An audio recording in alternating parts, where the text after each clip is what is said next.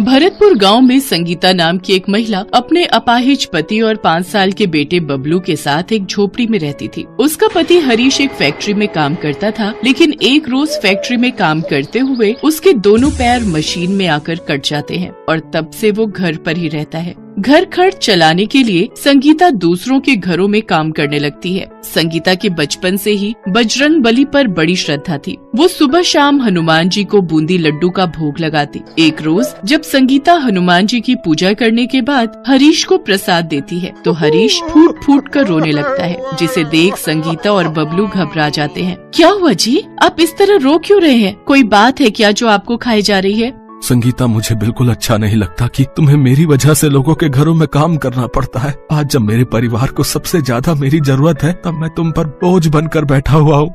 आप ऐसा क्यों कह रहे हैं जी? आप जानबूझकर तो घर पर नहीं बैठे ना। अगर आपके साथ ये दुर्घटना नहीं हुई होती तो आज हमें ऐसे दिन नहीं देखने पड़ते। अब आप ये सब चिंता छोड़िए और बजरंग बली पर पूरा भरोसा रखिए, वो सब ठीक करेंगे। अच्छा, मैं और बबलू अभी बाजार जा रहे हैं, तब तक आप आराम कर लीजिए, हम कुछ ही देर में लौट आएंगे। ये कहकर वो दोनों बाजार चले जाते हैं। बाजार पहुँचकर उन्हें एक ठेले पर काफी भीड़ नजर आती है। जब वो पास जाकर देखते हैं तो उस पर 10 रुपए में बर्गर लिखा हुआ होता है, जिसे खाने के लिए लोगों की काफी भीड़ होती है। तभी बबलू अपनी माँ से कहता है, माँ वो देखो बर्गर, और वो भी 10 रुपए में।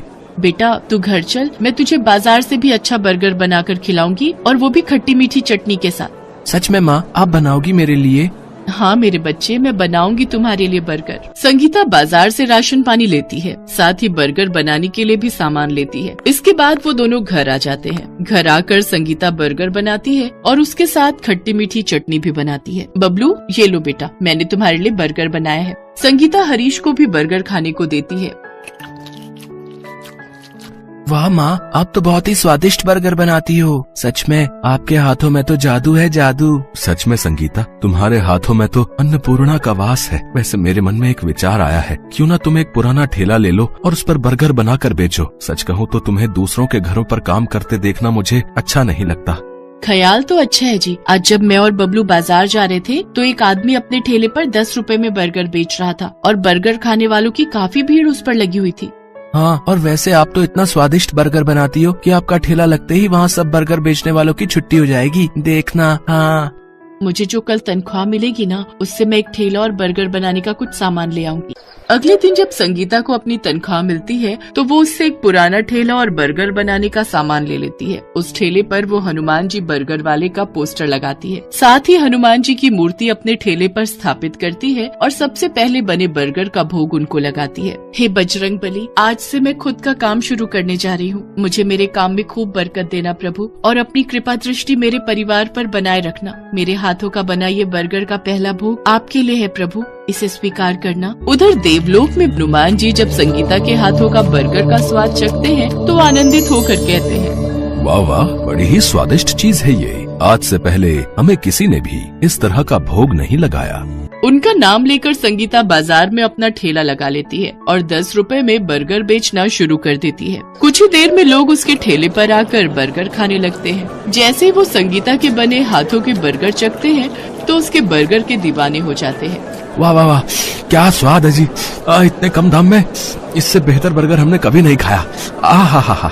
अगले दिन संगीता के ठेले के सामने से कुछ अनाथ बच्चे गुजर रहे होते हैं। बर्गर देख उन सबके मुंह में पानी आ जाता है, लेकिन उनके पास इतने पैसे नहीं होते कि वो बर्गर खरीद कर खा सके। संगीता उन सबको एक एक बर्गर मुफ्त में खाने को देती है, लेकिन उनमें से एक 15 साल का अनाथ लड़का हर रोज संगीता के ठेले पर आने लगा और संगीता रोज उसको मुफ्त में बर्गर देने लगी। धीरे धीरे संगीता का काम अच्छा चलने लग जाता है। ऐसे ही समय गुजरता है। फिर एक रोज जब संगीता शाम को ठेला लेकर अपने घर से लौट रही थी तो मौसम का रुख बेहद भयावह हो जाता है और झमाझम बरसात होने लगती है। जैसे तैसे संगीता ठिठुरते हुए घर पहुंचती है और सबके लिए खाना बनाती है और फिर थक हार कर सो जाती है। लेकिन अगली सुबह संगीता की तबीयत ज्यादा खराब हो जाती है और वो अगले कुछ दिन काम पर नहीं जा पाती। फिर 3 दिन बाद संगीता के घर पवन नाम का वही अनाथ लड़का आता है जिसे संगीता रोज मुफ्त में बर्गर दिया करती थी।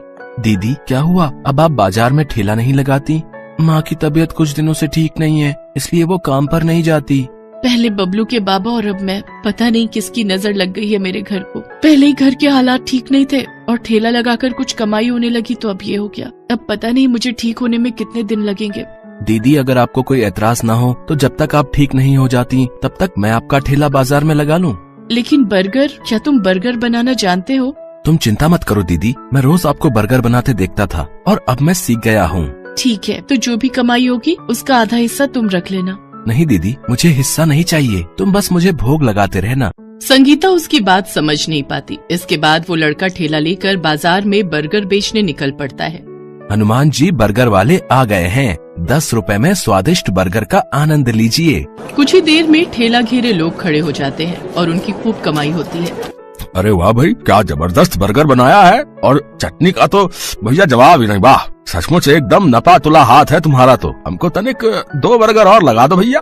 ऐसे ही दिन भर उसकी खूब कमाई होती है और शाम को पवन ठेला लेकर घर आ जाता है और सारी कमाई संगीता को दे देता है। इतने पैसे, इतनी कमाई तो मेरी हफ्ते भर में भी नहीं होती जितनी तुमने एक दिन में कर ली। लगता है तुम्हारे बर्गर का स्वाद सचमुच बहुत अच्छा है। इसके बाद संगीता उसको खाना देती है। खाना खाकर पवन वहाँ से चला जाता है। कुछ दिन तक ये सिलसिला चलता रहता है। फिर एक रोज महावीर जयंती पर संगीता हनुमान जी को भोग लगाने के लिए बूंदी, लड्डू और फल लेकर आती है। वो पूजा के लिए जा ही रही होती है कि तभी वहाँ पवन आ जाता है और वो बूंदी लड्डू खाने के लिए उठाता है। अरे अरे, ये क्या कर रहे हो? ये प्रसाद हनुमान जी को भोग लगाने के लिए रखा है। दीदी, पर मेरा बड़े दिनों से लड्डू खाने का मन कर रहा था और मुझे बहुत जोरों की भूख भी लगी है।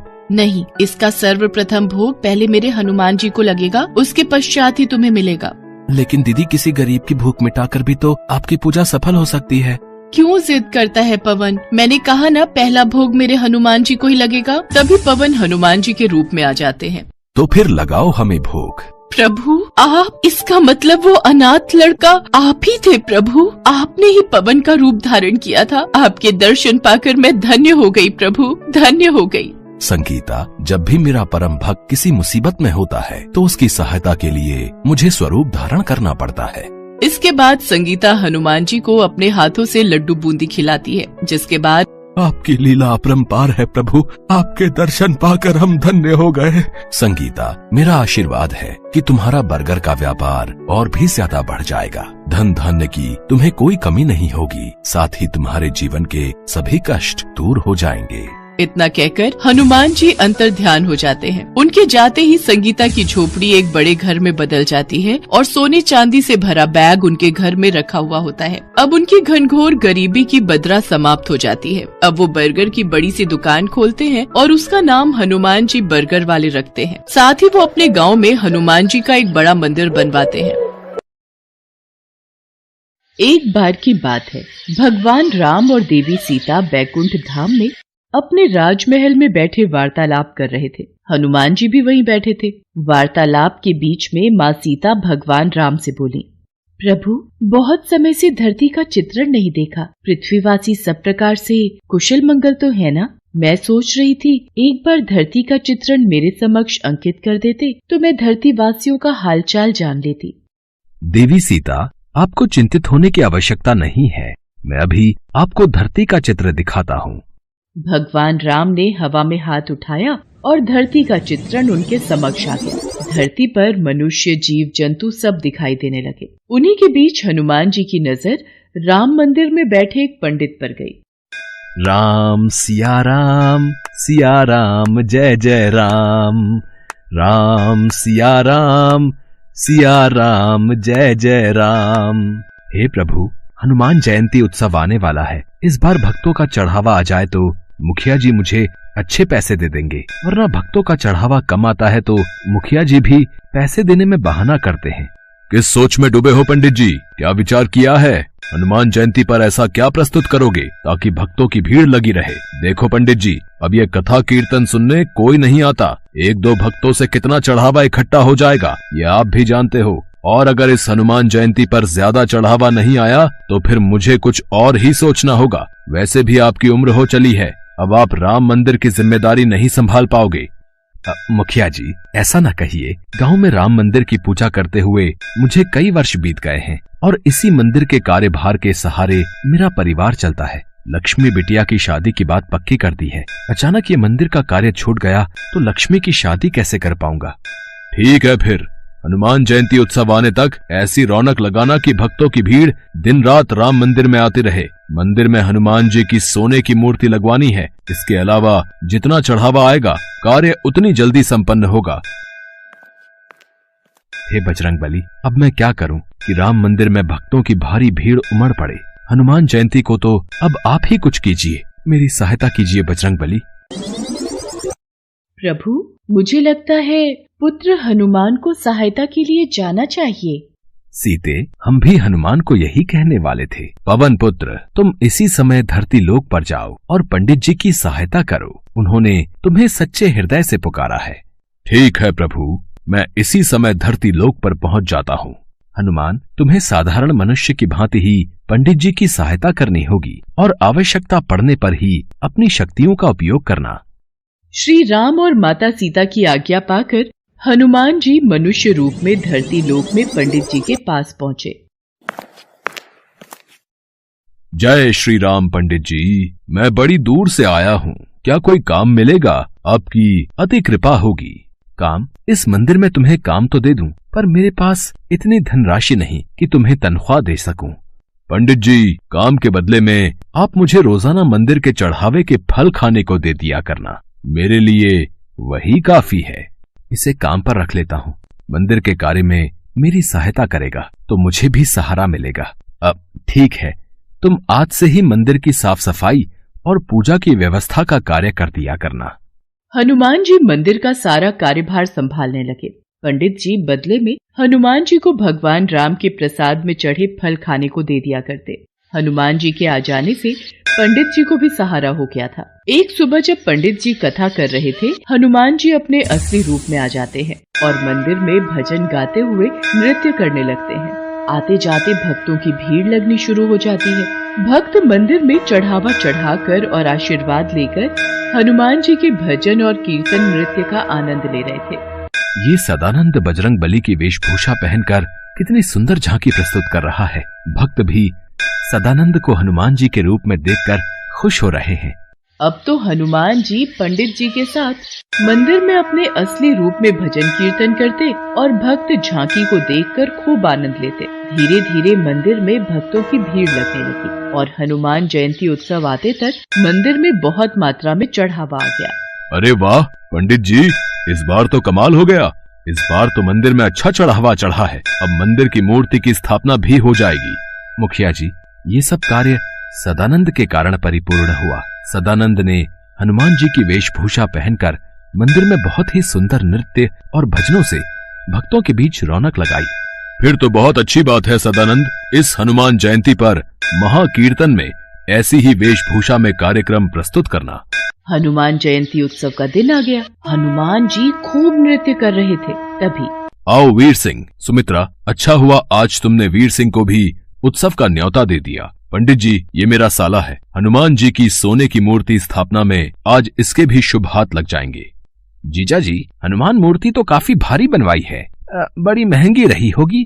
साले साहब, ये मूर्ति मंदिर के चढ़ावे में आए पैसों से बनी है। ये मंदिर की अमानत है, काफी पहुंचे हुए सुनार ने बनाई है। आओ स्थापना करते हैं। राम मंदिर में हनुमान जी की सोने की मूर्ति स्थापित हो जाती है और खूब धूमधाम से हनुमान जयंती का उत्सव होता है।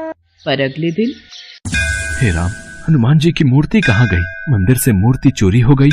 जीजा जी, हो ना हो, यह हनुमान जी की सोने की मूर्ति पंडित जी ने ही चुराई है और उनकी बेटी का ब्याह है और उन्हें पैसों की जरूरत है। तुम ठीक कह रहे हो वीर सिंह। पंडित जी को जब पुलिस पकड़ कर ले जाएगी तभी वो सच बोलेंगे। ऐसे उनके मुंह से सच नहीं निकलेगा। पुलिस को बुलाओ, पंडित को गिरफ्तार करेगी। इंस्पेक्टर साहब, असली चोर पंडित जी नहीं, मैंने ही मंदिर से मूर्ति चोरी की है। आप मुझे गिरफ्तार कीजिए, पंडित जी को नहीं। अरे सदानंद, तू ये क्या कह रहा है? तू ये सब क्यों कह रहा है? तू ये सब क्यों कर रहा है? इस चोर ने अपना गुनाह खुद ही कबूल कर लिया है। अरे गिरफ्तार कर लो इसे। इसे कड़ी से कड़ी सजा देना इंस्पेक्टर साहब। इसने चोरी की है, वो भी हनुमान की मूर्ति की। अच्छा हुआ चोरी का इल्जाम उस सदानंद पर आ गया। अब मैं इस मूर्ति को बेचकर ढेरों पैसा कमाऊंगा। अरे कौन है? कौन है? अरे ये कौन मुझे थप्पड़ मार रहा है? कोई सामने क्यों नहीं आता? मैं सदानंद के रूप में हनुमान हूँ जिसे तूने गिरफ्तार करवाया। पुलिस के सामने तुझे सच बोलना होगा कि असली गुनाहगार तू है। तूने मूर्ति चुराई है और तू उसे बेचने वाला है। मत मारो, मैं पुलिस को सब सच बता दूंगा। मेरे मन में लालच आ गया था, मुझे छोड़ दो। वीर सिंह भागता हुआ पुलिस थाने पहुंचता है। इंस्पेक्टर साहब, मुझे बचाओ। सदानंद मतलब हनुमान जी मुझे पीट रहे हैं। मैं अपना गुनाह कबूल करता हूँ। मैंने ही हनुमान जी की मूर्ति चुराई है। वो तो बात सही है, पर तेरा दिमाग खराब हो गया है के? हैं? सदानंद तो सामने देख जेल में बैठा है, वो तेरे पास कैसे आ सकता है? नहीं इंस्पेक्टर साहब, वो मेरे पीछे ही खड़ा है। वो मुझे पीट रहा है। मुझे जल्दी से जेल में बंद कर दो। मैंने अपना गुनाह कबूल कर लिया है। इतनी देर में पंडित जी और मुखिया भी गांव के सभी लोगों के साथ पुलिस स्टेशन पहुंचते हैं। इंस्पेक्टर साहब, सदानंद ने कोई चोरी नहीं की, इसे छोड़ दीजिए। वीर सिंह अपना गुनाह कबूल कर लेता है। सदानंद यानी हनुमान जी को पुलिस छोड़ देती है। तभी वहाँ भगवान राम और माता सीता प्रकट होते हैं। हनुमान, अब तुम अपने असली रूप में आओ और अपने भक्तों को दर्शन दो। जो आज्ञा प्रभु। जय श्री राम। सदानंद, साक्षात हनुमान।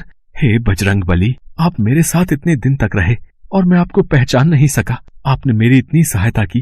पंडित जी, जहाँ भगवान राम की कथा होती है वहाँ हनुमान जरूर होते हैं। आपने मुझे सच्चे हृदय से याद किया था तो भला मैं कैसे न आता। देखना, अब आपके जीवन के सारे दुख दूर हो जाएंगे।